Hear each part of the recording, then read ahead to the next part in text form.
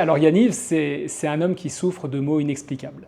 Son parcours, il est super intéressant et tu as raison de me demander de te parler de Yaniv parce qu'il illustre comment nos blessures invisibles s'expriment à travers le corps. Et comment je trouve le chemin de la guérison à travers la Torah et la métaphysique. Quand il est venu me voir, il a eu un discours assez surprenant parce que très clair. Il me dit tout de suite « j'en peux plus ». Ce qu'il faut savoir, c'est que les mots qu'on emploie souvent sont signes de solution, en tout cas de début de solution. On a déjà les réponses là. Il me dit « j'ai mal partout, mais les médecins ne trouvent rien. Pourtant, on ne va pas me dire que je ne souffre pas, puisque je souffre. » Alors, ces symptômes, c'est quoi? C'est difficultés respiratoires, c'est palpitations, c'est douleurs soudaines et aiguës au bras, et dernièrement, depuis quelques mois, hernie discale. Et du coup, je lui ai demandé, je lui ai dit, d'après toi, vu que les médecins ne trouvent rien, d'où ça peut venir? Et du tac au tac, il me dit, en fait, c'est super logique parce que j'ai porté toute ma vie sur mes épaules, j'ai dû m'occuper en étant plus jeune de ma famille, mon père c'était un vrai salaud, et puis une fois marié, ça ne s'est pas arrangé puisque ma femme n'a jamais voulu m'aider, elle n'a jamais voulu travailler. Donc il me raconte en fait qu'il n'a jamais eu de relation simple avec son père, que depuis l'enfance, il sent une tension qu'il n'arrive pas à expliquer, un conflit est né de cela, et pour lui, c'est une totale incompréhension. Et il me dit, encore une fois, avec des mots extrêmement simples mais bruts de décoffrage, « je ne l'aime plus, il me provoque, et même quand je pose une question simple, il réagit mal. » Forcément, moi, je vais aller sur un autre chemin, je veux savoir s'il y a un point d'équilibre, donc je lui demande au travail. Et là aussi, il me dit qu'il se sent étouffé. Les mots sont des réponses, il se sent étouffé. Il fait un métier qu'il n'aime plus. Il a l'impression de tout porter sur ses épaules, évidemment parce que jamais 203, dans sa vie de couple, c'est la même situation. Il n'arrive pas à communiquer, il accumule les frustrations, les non-dits et évidemment le stress. Et en fait, ce que je travaille avec lui, c'est pour lui faire prendre conscience qu'il est aussi acteur de cette réalité sans s'en rendre compte. Il participe à ces provocations, que ça soit extérieur ou même intérieur, c'est-à-dire qu'il en crée lui-même sans savoir. Et à ce moment-là précis de l'histoire, son corps, il parle clairement et il dit « stop ». Alors, concernant les difficultés respiratoires, si tu veux, on va avoir une aide, c'est « Vaïtser Hashem Elohim et Adam, Afar mina Adama, Vaïpar Be'apav Nishmat Chaim ». C'est écrit dans Bereshit, le Pentateuque, le premier livre de la Torah. Dieu façonna l'homme et il insuffla dans ses narines une âme vivante.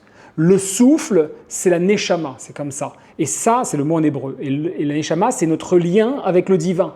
Du coup, quand Yaniv étouffe, c'est son âme qui pleure. C'est un conflit non résolu avec son père et je le trouve grâce à la Torah. Mais on peut aller encore plus loin, le Midrash Rabbah, dans Bamidbar, il précise « Celui qui haït son proche brise le souffle de vie qui est en lui ». Donc, le sentiment de haine va briser le souffle de vie, c'est-à-dire que finalement, on ne va pas pouvoir vivre comme il faut. Et donc, à travers ces textes anciens, on va avoir des enseignements, même si on n'avait rien, on comprend déjà ici que le corps et l'âme sont liés. Quand je dis on n'avait rien, ni technologie, ni médecine, ni rien du tout. Et que quand l'âme souffre, le corps finit par exprimer ce que l'on n'ose pas dire. Tu vas avoir par exemple le roi David qui va dire une chose qui est géniale dans le psaume 32. « Tant que je me taisais, mes os se consumaient. » On aurait pu penser mes os ne se consumaient pas, non c'est l'inverse. Donc du coup on sait que les poumons symbolisent notre capacité à prendre notre place, qu'on va avoir parfois un conflit entre devoir et désir et que dans notre cas de figure, Yaniv il étouffe car il reste prisonnier d'un rôle imposé, à savoir fils idéal, fils parfait, guillemets évidemment, mari solide, et employé modèle sans jamais exister pour lui. Et ça, c'est quelque chose que je travaille avec lui, sans jamais exister pour lui-même. Pourtant, le garçon que j'ai en face de moi, l'homme que j'ai en face de moi, il cherche la vérité, il veut comprendre, mais il n'arrive pas à regarder sa propre vérité en face. Il croit que tout vient de l'extérieur, le travail, la famille, les autres, les relations, le père, la mère.